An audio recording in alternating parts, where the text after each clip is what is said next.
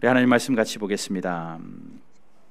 신명기 1장 말씀 같이 보겠습니다. 신명기 1장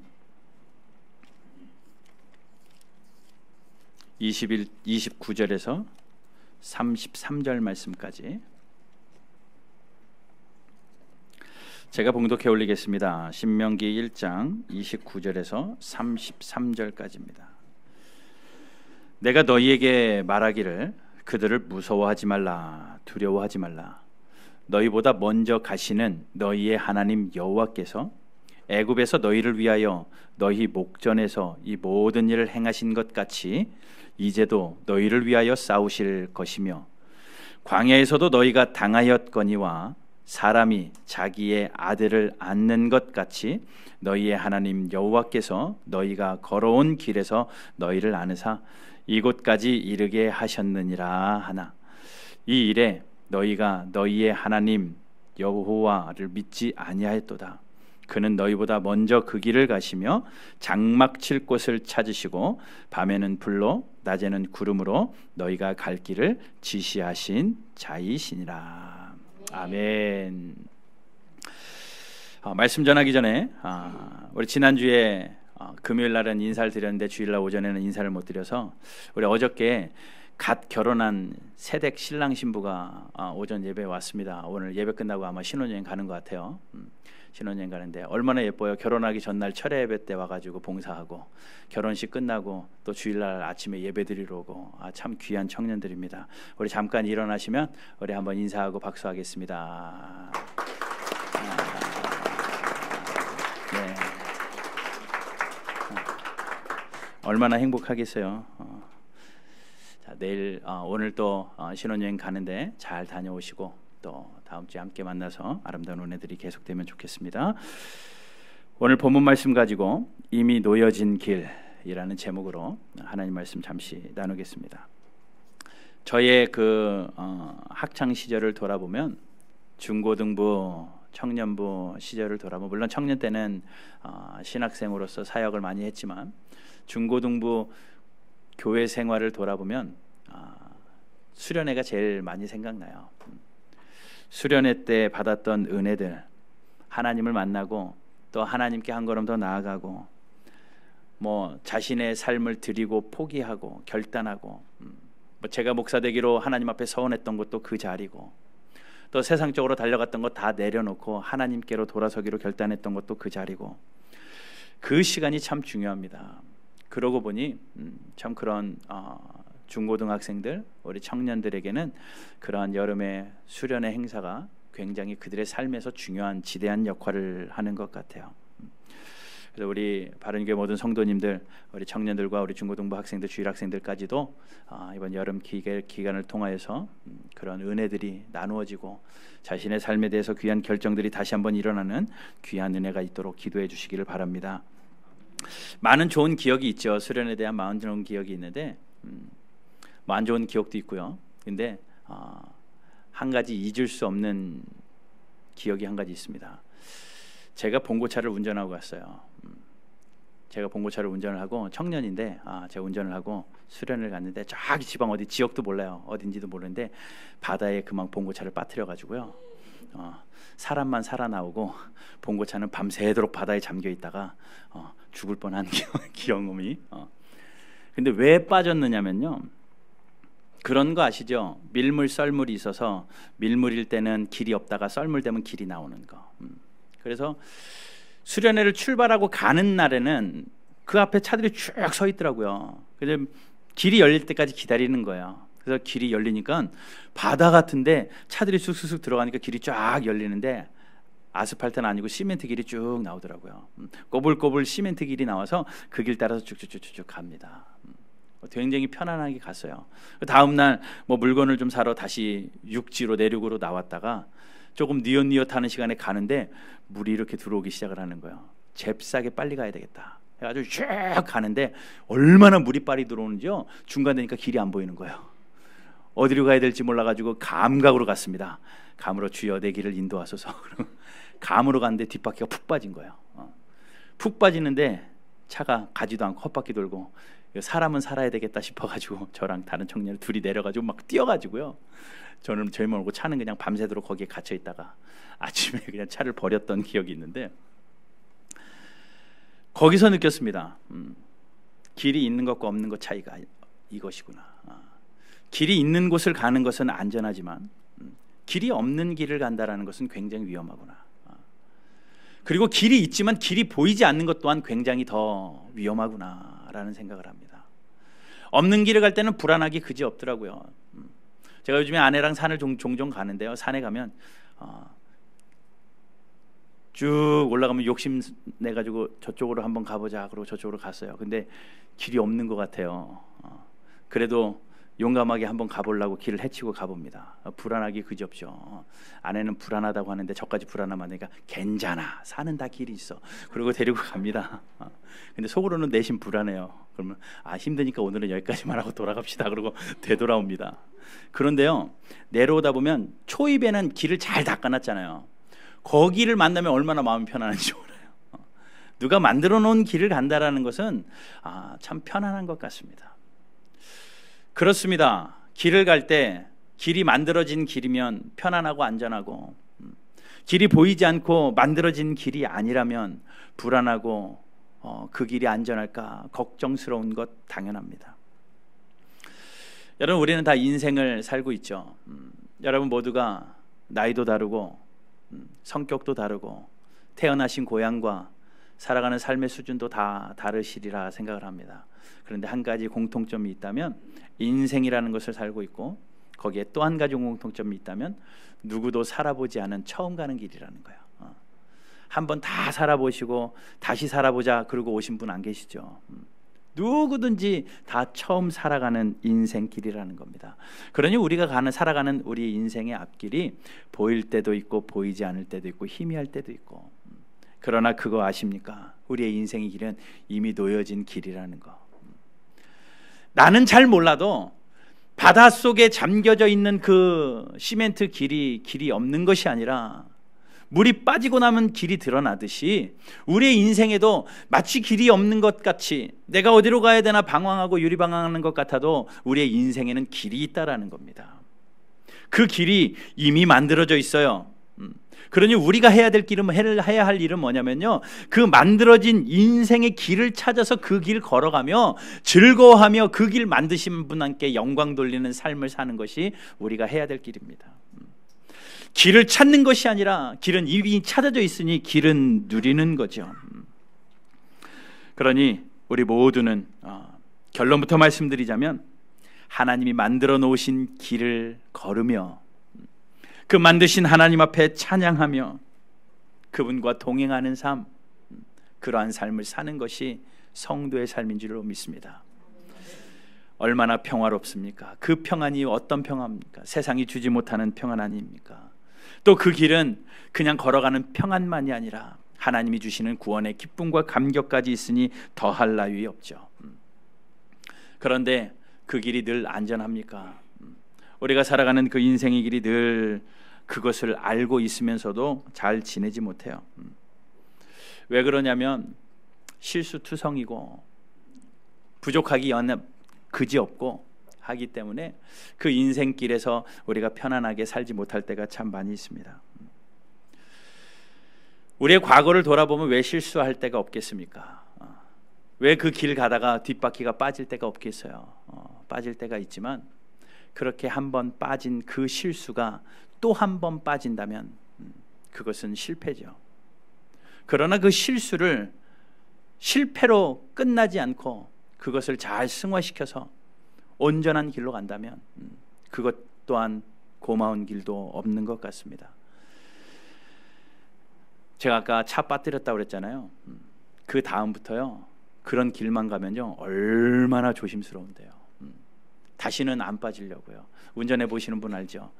작은 접촉사고 하나 나잖아요. 옆에 한번 긁히잖아요. 다시는 그쪽으로 긁힐 일이 별로 없습니다. 얼마나 거기만 신경 쓰면서 다니는데요. 우리는 그래요. 한번 실수한 것 또 실수하지 않으려고 애쓰며 살아가는 것이 우리라는 거죠. 그러니 실수가 반복되는 것만큼 어리석은 것은 없는 것 같습니다. 어젯밤에 저도 축구를 봤습니다. 축구를 보는데 뭐 안타깝게 지기는 했지만 다른 거는 다 기억 안 나는데 해설자가 그 이야기를 하더라고요.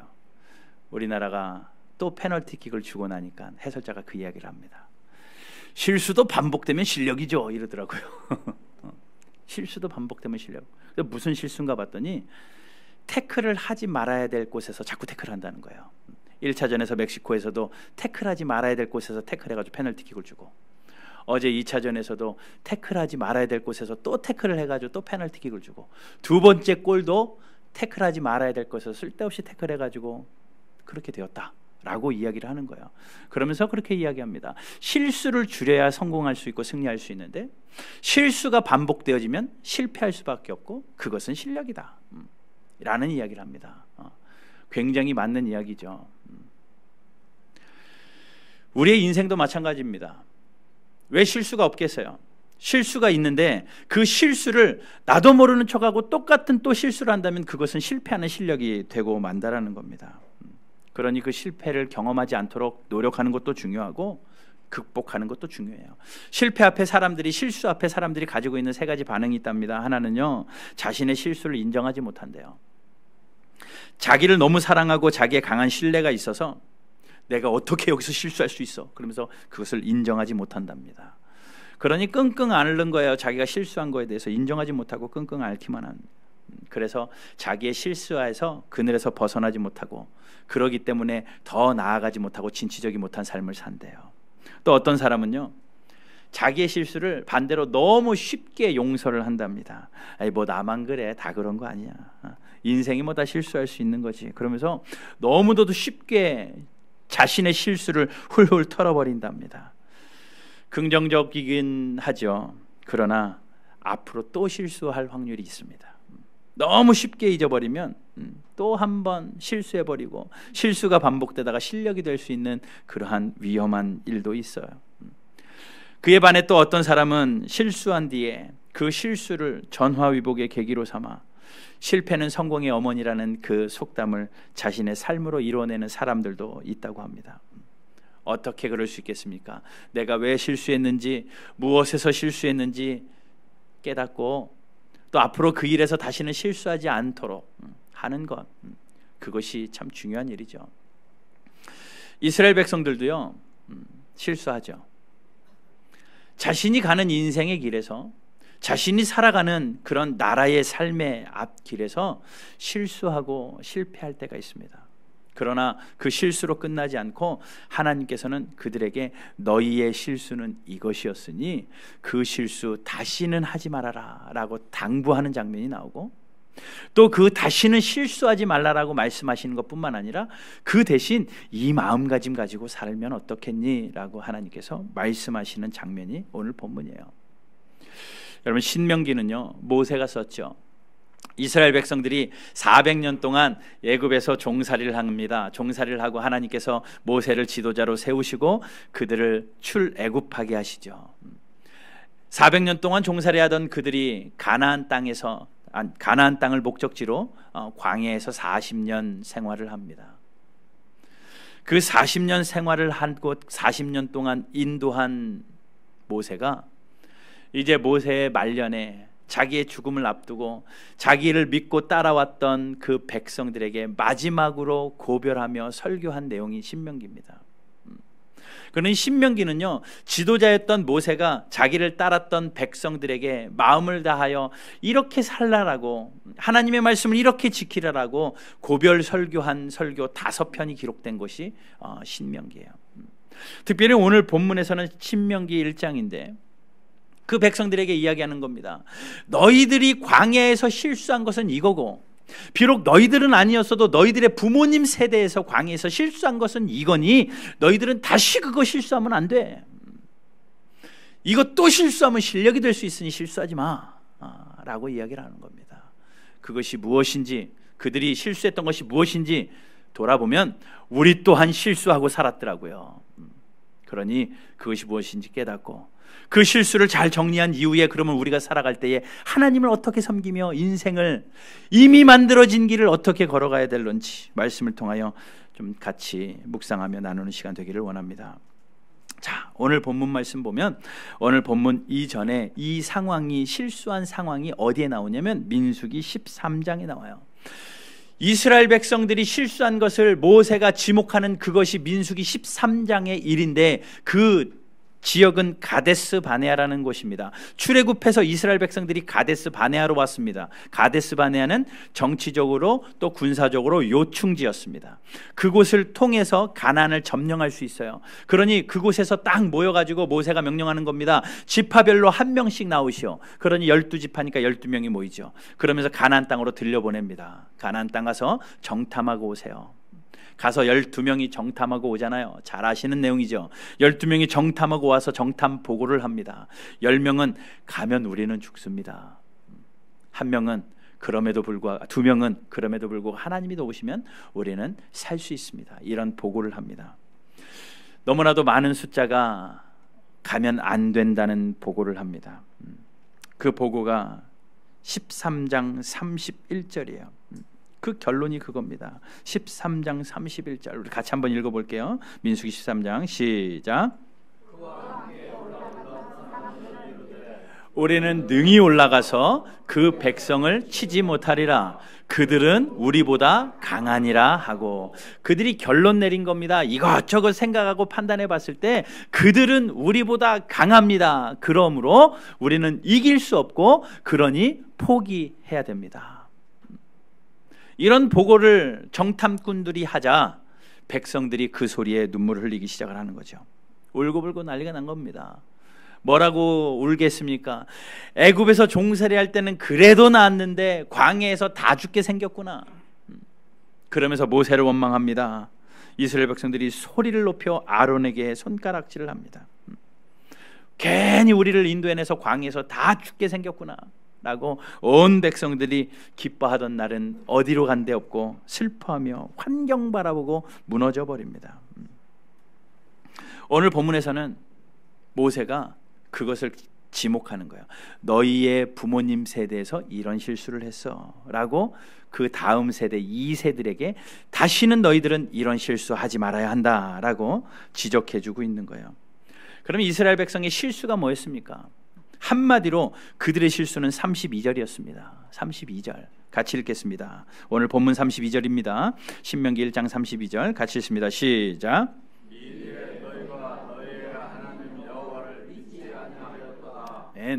하나님을 믿지 않는 것이 그들의 절대적인 실수였어요. 믿지 않는 것 불신이죠. 왜 하나님을 믿지 못했을까 한번 생각해 볼 필요가 있습니다. 이스라엘 백성들이 진짜 하나님 안 믿었나요?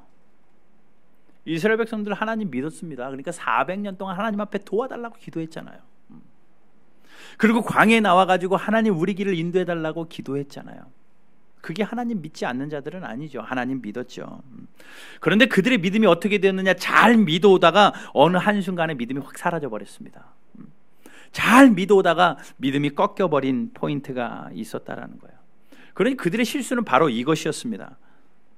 뭐냐? 가나안 땅에 들어가서 우리가 싸워야 될 걸로 생각을 하고 그동안 있었던 믿음이 다 사라져버린 겁니다. 하나님이 인도하시고 하나님이 지금까지 지키신 것에 대한 믿음도 있었는데 막상 가나안 땅 앞에 서서 전쟁을 치러야 되는 그 환경 가운데 딱 놓이고 보니 그 상대가 너무나도 거대해서 하나님을 잃어버리고 그 믿음이 사라져버렸더라라는 겁니다. 그러니 믿음이 없었던 것 아닙니다. 믿음이 있었는데 큰 산 앞에서 믿음이 쪼그라든 거죠.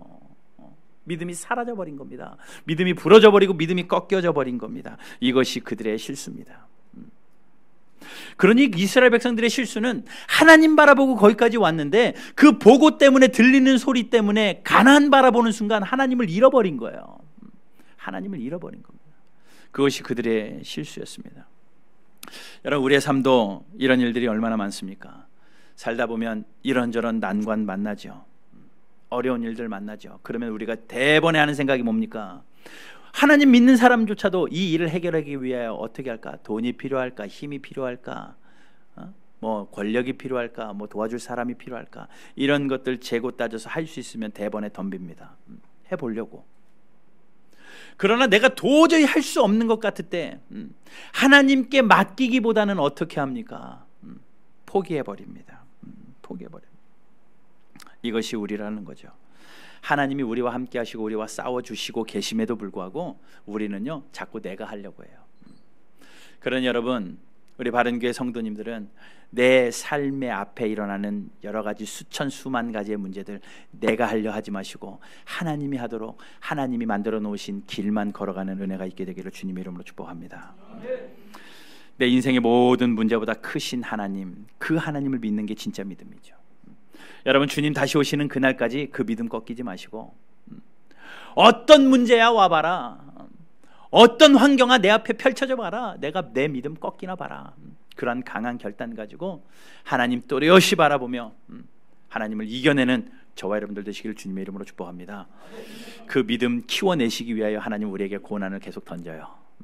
어려움도 던집니다.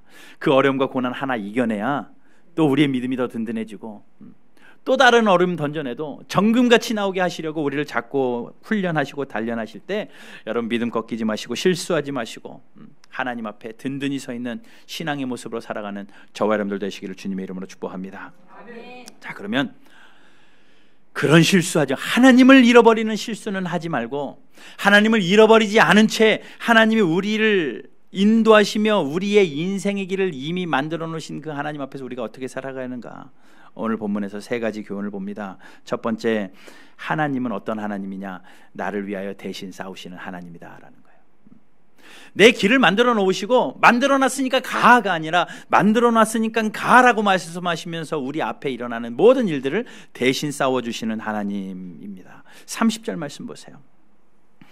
우리 30절 같이 한번 읽어봅시다. 30절입니다. 시작. 너희보다 먼저 가시는 너희의 하나님 여호와께서 애굽에서 너희를 위하여 너희 목전에서 모든 일을 행하신 것 같이 이제도 너희를 위하여 싸우십니다. 아멘. 이제도 너희를 위하여 싸우실 것이다. 너희를 위하여 싸우실 것이다.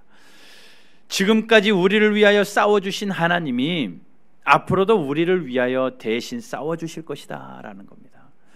여러분, 내가 이길 만한 상대는 내가 주먹 가지고 덤비지만 내가 이길 수 없는 상대를 만날 때는 어떻게 해요? 함부로 덤비지 않죠. 어린아이들이, 요즘 애들도 그러는지 모르겠습니다. 제가 어렸을 때는 그랬어요. 너희씨 우리 아빠한테 잃는다, 이런 거 많이 했어요. 요즘 애들은 유치해서 안 할지도 몰라요. 왜 아빠한테 잃는다고 할까요? 자기는 못 이길 것 같고 아빠는 이길 것 같거든요. 그게 그 아이에게는 굉장히 무기였나 봅니다. 그리고 그 장면에 아빠가 나타나면 어떡합니까? 아빠 제가 이랬어 라고 이르면서 어떻게 해요? 울먹여요. 아빠지 제가 울면서 일러요. 그냥 아빠면 아빠도 질 수도 있는데 아빠는 다 이길 거라는 그런 믿음과 신뢰가 그 아이에게는 있는 겁니다. 이게 부모와 자식 간의 관계입니다. 여러분, 우리가 내 앞에 어떤 문제가 일어나도 내가 감당할 수 없을 때 하나님 앞에 이르세요. 하나님이 대신 싸워주십니다. 물론 사랑의 하나님이시기에 우리가 낱낱이 하나님 앞에 아뢰지 않아도 하나님이 대신 싸워주시지만, 그래도 하나님과 우리의 관계에서 내가 무릎 꿇고 하나님 앞에 아뢰다면, 하나님 내가 이번 주에 이거 가지고 싸워야 됩니다. 여러분, 이번 주에 여러분들이 하셔야 될 일들 여러 가지 문제들이 있잖아요. 결정해야 될 일들 있고 또 뛰어넘어야 될 일들이 있는데 이 자리에서 하나님 앞에 기도하고 가셔야 됩니다. 하나님, 이르세요. 하나님 앞에, 하나님 내 앞에 이런 문제 있습니다. 물질의 문제가 하나님 나를 괴롭히는데 하나님 도와주십시오. 자녀의 문제고 건강의 문제고 사업의 문제고 직장의 문제고 관계의 문제고 어떤 문제든지 간에 여러분 하나님 앞에 눈물을 흘려서 기도할 때에 안 들으실 리 없고, 오늘 본문에 있는 것처럼 지금까지 하셨던 하나님이 뭐라고요? 이제도 너희를 위하여 싸우실 것이다. 이제도 너희를 위하여 싸우실 것이다. 이번 한 주간도 여러분들의 삶에서 싸우시는 하나님으로 여러분 대신하여 싸우시는 그런 은혜가 있게 되기를 주님의 이름으로 축복합니다. 다윗도 그렇게 자신의 인생을 돌아보며 하나님 앞에 드렸던 사람이고, 모든 성경에 나타난 신앙의 인물들 보면 하나님 앞에 자신을 드리고 하나님이 대신 싸우심을 경험했던 사람들이에요.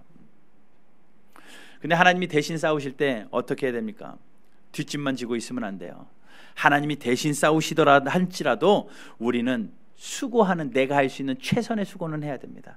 하나님이 하신다고 뒷짐지는 것만큼 얄미운 사람도 없을 것 같아요.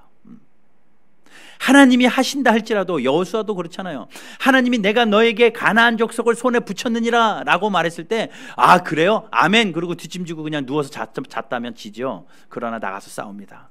할 수 있는 모든 것을 다 동원해서 싸웁니다. 골리앗 앞에 서 있던 다윗도 골리앗을 하나님이 다윗에게 넘긴 것 알지만, 그래 그러면 가만히 뒷짐지고 있지 않고 물매라도 던지잖아요. 자기가 할 수 있는 물매를 던지잖아요. 그것이 골리앗을 죽일 수 없는 것인 줄 알매도 불구하고 던지잖아요. 거기서 하나님은 은혜로 그 모든 일들을 이루십니다. 여러분, 이번 한 주간 여러분들이 하나님 앞에 각오할 것 각오하시고, 대신 싸우시는 하나님이 계시지만 내가 해야 될 부분은 무엇인가 찾아서 순종하는 그런 귀한 은혜가 있게 되기를 주님의 이름으로 축복합니다. 두 번째는요, 나를 위해 대신 싸우시는 하나님, 또 오늘 본문에 나타난 하나님은 우리를 안고 가시며 목적지까지 이끌고 가시는 하나님이세요. 자, 31절 말씀입니다. 같이 읽어볼게요. 시작. 광야에서도 너희가 당하였거니와 사람이 자기의 아들을 안는 것 같이 너희의 하나님 여호와께서 너희가 걸어온 길에서 너희를 안으사 이곳까지 이르게 하셨느니라. 하나님이 안고 목적지까지 이르게 하시는 하나님이 나의 하나님이라는 겁니다.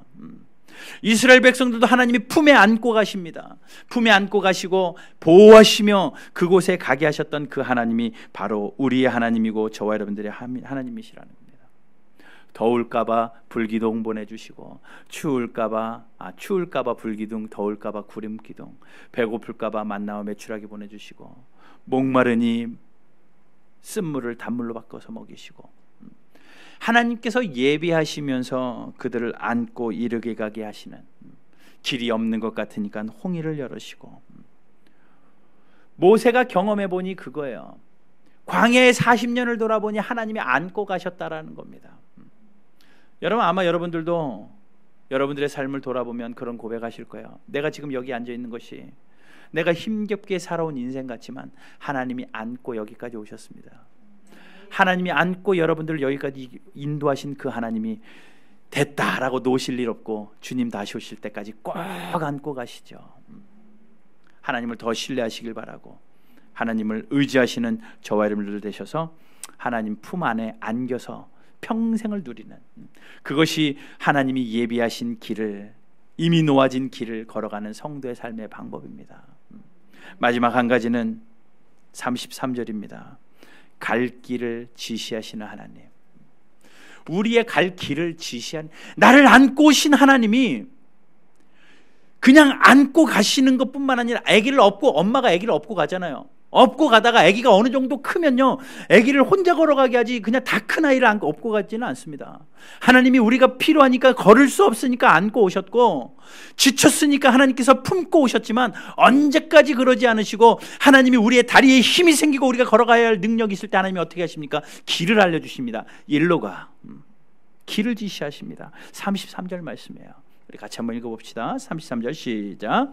너는 먼저 그 길을 가시며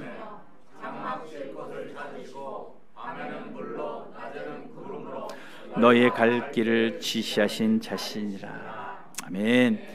하나님은요, 우리보다 먼저 가시면서 정확한 길을 지시하신 하나님. 이 길로 가, 저 길로 가.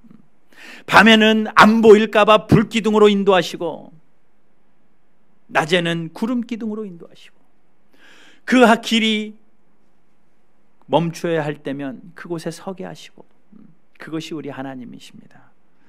그러니 여러분, 하나님 놓치면 인생 끝나는 겁니다. 세상 주관자들 놓치는 것 괜찮지만, 내가 줄 서야 될 곳에 못 서는 것 상관없지만, 하나님 놓치면 끝나요. 왜? 길 잃어버리는 거거든요. 길 잃어버리는 거. 여러분, 하나님 놓치지 않고 나보다 앞서가시는 하나님, 그 하나님을 따르며 그 하나님이 길을 지시해 주시는 대로 살아가는 저와 여러분들 되시기를 주님의 이름으로 축복합니다. 가장 안전한 길이에요. 우리나라에 아라온 호라는 배가 있답니다. 아라온 호라는 배는 저쪽 남극 얼음 지역 가가지고 난파된 배들을 구조하는 구조선도 되고, 또 배를 그 얼음을 깨고 다른 배들이 다닐 수 있도록 길을 내주는 그런 쇄빙선입니다. 근데 그 배가 얼마나 튼튼한지 굉장히 꽝꽝 얼어있는 얼음도 그 배가 가면 얼음이 갈라져 버려요. 그러니 보통 얼어버린 그 호수를 어떻게 배가 지나갈 수 있겠습니까? 그러나 쇄빙선이 한번 지나고 나면 그 뒤에 여러 배들은 다 따라가게 돼 있는 거죠. 마치 그렇습니다. 쇄빙선이 앞서가면 뒤따라가는 배들은 안전하게 갈 수 있는 것처럼 우리의 인생길 예수님께서 먼저 앞서가신대잖아요. 33절에 먼저 가신대잖아요. 먼저 가시면서 우리의 길을 이미 다 깔아놓으셨습니다. 우리가 살아가야 될 길. 그리고 내가 해결할 수 없는 것은 이미 먼저 해결해 주셨어요. 뭡니까? 구원의 문제죠. 하나님으로부터 멀어진 우리가 어떻게 스스로 구원받을 수 있습니까? 내가 해결할 수 없는 구원의 문제까지도 하나님이 먼저 앞서가시면서 예수 그리스도를 이 땅 가운데 보내주시고 우리에게 한 가지만 부탁하죠. 예수만 믿어. 예수만 믿어. 너와 내 집이 구원을 얻으리라 라고 말씀합니다. 그러니 우리는 그 길 가며 예수 믿는 것, 그리고 하나님이 예수 믿고 갈아가는 인생 가운데도 왜 얼음 같은 길이 없겠습니까? 하나님께서 앞서가시면서 쇄빙선 되어주셔서 우리 길을 다 갈아 놓으시니 우리의 길에 구름기둥, 풀기둥 준비하시면서 지시하시는 하나님. 그러니 우리는 그 뒤를 따라가야 됩니다. 모세는 그것을 이야기한 거예요. 하나님은 너희보다 앞서가신다. 너희를 위하여 대신 싸우시고 너희를 꼭 품에 안으시고 가시고 너희가 걸어갈 때에 길 잊지 않도록 길을 지시하시는 하나님이다. 30절, 31절, 33절에서 말씀. 결론적으로 말씀드립니다. 이스라엘 백성들에게 실수는 무엇이었습니까? 환경 앞에 하나님을 잊었던 것, 불신했던 것. 모세는 그것을 다시 한번 깨닫게 하시고 하나님보다 먼저 가는 것은 없고 하나님보다 큰 일은 없기 때문에 하나님을 잊지 말아라라고 당부하고 또 그 삶을 살아가는 인생의 길에서 하나님은 우리를 위하여 대신하여 싸우시는 하나님, 하나님은 안고 목적지까지 가시는 하나님, 하나님은 갈 길을 예비하시는 하나님, 그 하나님이라고 가르쳐주고 있어요. 비단 이스라엘 백성들만 들어야 될 말씀입니까? 아니요. 지금 이 자리에 앉아 계신 저와 여러분들이 동일하게 들어야 될 말씀이고 그 말씀을 마음에 품고 이번 한 주간도 아님 주님 다시 오시는 그날까지 여러분들에게 주어진 삶의 터전에서 그렇게 승리하며 살아가는 저와 여러분들 되시기를 주님의 이름으로 축복합니다. 왜 넘지 못할 산이 없겠습니까? 왜 넘지 못할 내가 못 넘는 산이 있고 내가 감당할 수 없는 일들이 많죠. 그런데 그런 찬송의 가사가 있더라고요. 넘지 못할 산이 있거든 주님께 나아가십시오. 넘지 못할 파도 있거든 주님께 나아가십시오. 왜요? 주님께서 힘 주시고 주님께서 길을 열어주십니다 라는 찬양이더라고요. 그러고 보니 우리 주님은 이미 우리에게 길을 내셨고 또 그 길을 닦으시며 우리를 그 길로 인도하시는 분. 그러니 우리가 하루하루 살면서도 내일을 살아본 적은 없지만 내일을 당당하게 살 수 있는 것은 내일을 살 수 있도록 인도하시는 분이 살아계신 나의 하나님이시기에 불행이나 요행함을 쫓지 아니하고 주만 따라가는 저와 여러분들의 삶이 되시기를 주님의 이름으로 축복합니다.